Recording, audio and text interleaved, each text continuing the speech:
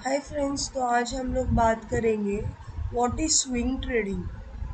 Swing trading मतलब हम एक किसी स्टॉक की एक पोजीशन को हफ्ते 15 दिन या महीने तक होल्ड करके कैसे उसमें से प्रॉफिट निकाल के अपनी मंथली इनकम को जनरेट कर सकते हैं।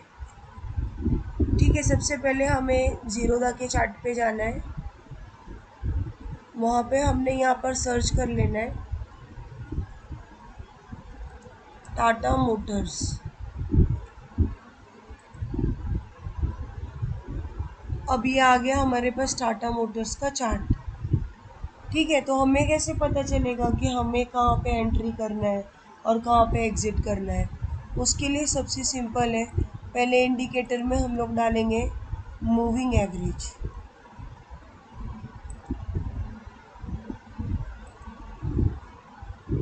मूविंग एवरेज हम डालेंगे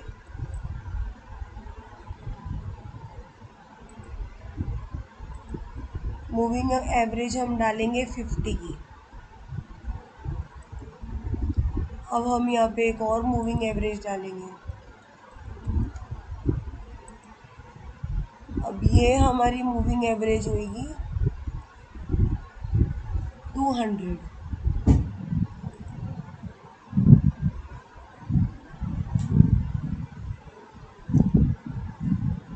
ये देख रहे,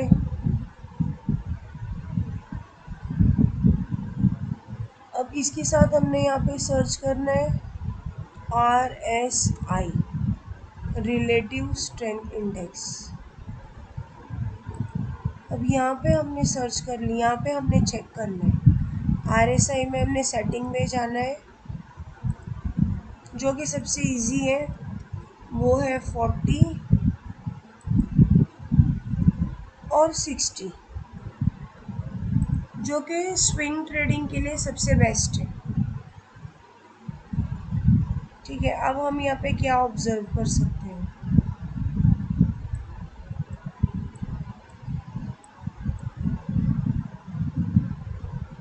यहाँ पे जब लाइन ने आपस में क्रॉस किया तो एक टारगेट मिला जो कि 293 से 314 तक गया। उसके बाद जब यहाँ पे इसने क्रॉस किया, दोनों ने 20 और 50 ने आपस में मूविंग एवरेज को, तो 306 का टारगेट था, ये अराउंड 351 तक गया। तो बेसिकली इससे हमें क्या समझ में आता है, जब भी ये दोनों आपस में क्रॉस करते हैं तो हमें एक बड़ा ब्रेकआउट या ब्रेकडाउन भी देते हैं। अब हमने ये 200 को हटा देना है। अब हमने क्या करना है, हमने ये RSI के चार्ट को थोड़ा सा ऊपर लेके आना है।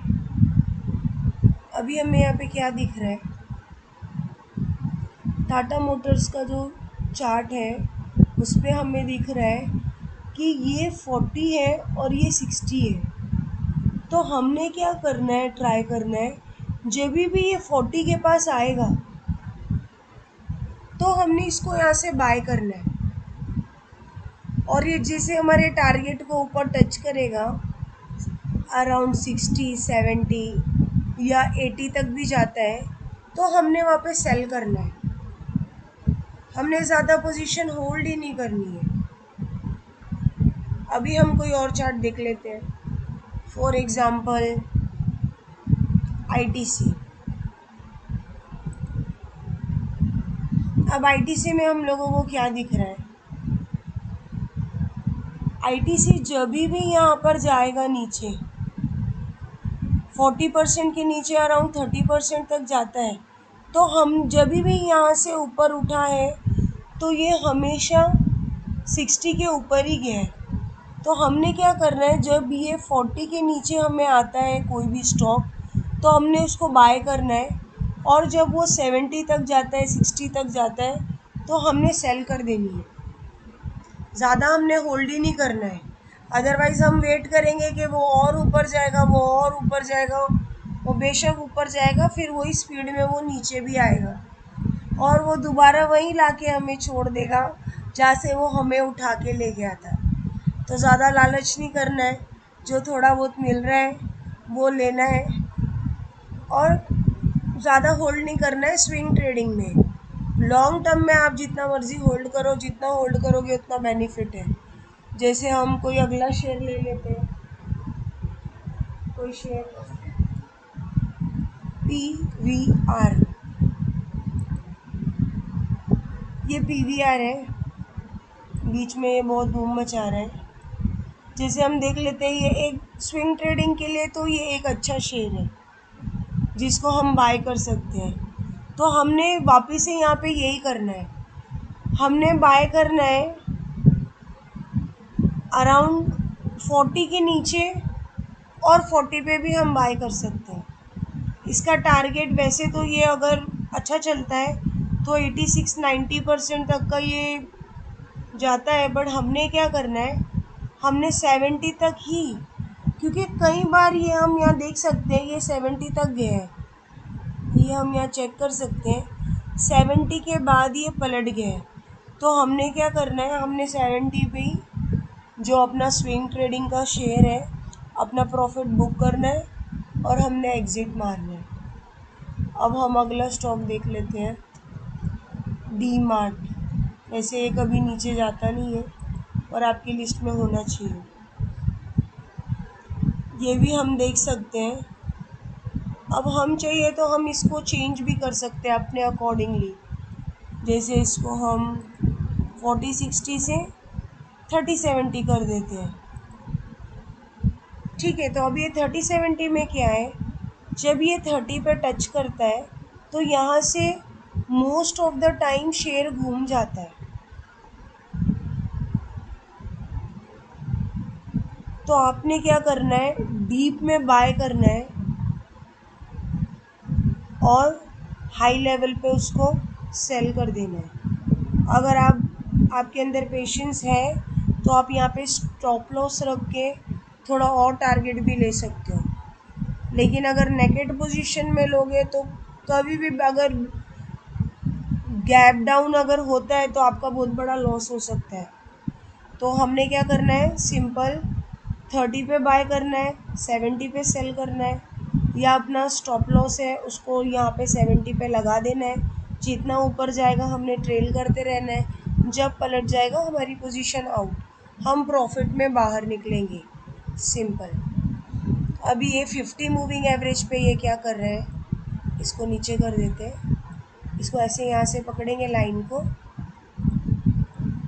और इसको हम नीचे कर देंगे।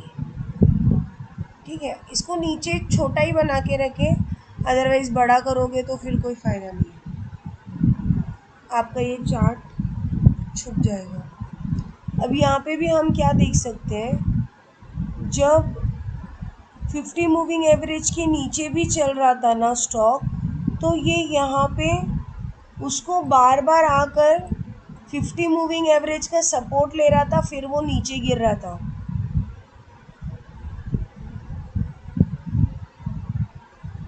और मूविंग एवरेज पे कैसे काम करना है उसके लिए मैंने एक वीडियो बनाई हो, आप प्लेलिस्ट में जाके चेक कर सकते हो। जब इसने 50 मूविंग एवरेज के ऊपर इसने ये कैंडल बनाई,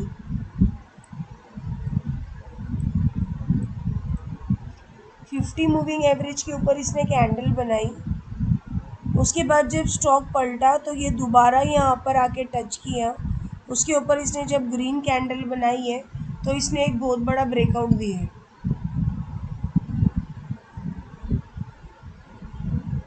तो 50 मूविंग एवरेज पे हमने ये देखना है कि बराबर नीचे से भी वो 30 की तरफ है, तो क्या वो हमारे 50 मूविंग एवरेज के ऊपर भी टच कर रहा है। जैसे आप देख सकते हो ये डी मार्ट का शेयर जब यहाँ से उसने 50 मूविंग एवरेज को जब उसने नीचे की तरफ तोड़ा है तो हमें एक बहुत बड़ा ब्रेकआउट दिया है। और ये स्विंग ट्रेडिंग में ये आपके काम का नहीं है। अगर आप ऑप्शन करते हो तो उसमें आप पुट की पोजीशन लेकर होल्ड कर सकते हो।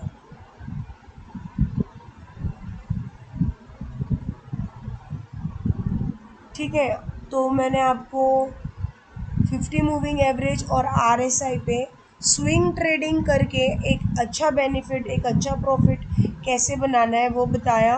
बाकी आप गाइस मुझे कमेंट करके नीचे बताओ कि आपको और कोई नॉलेज है या कोई इंक्वायरी है या कोई स्टॉक के बारे में आपको जानना है कि या किस तरह से ट्रेड करना है। आपको कोई भी इंक्वायरी है, कोई भी डाउट्स है, आप कमेंट सेक्शन में कमेंट करके बताओ।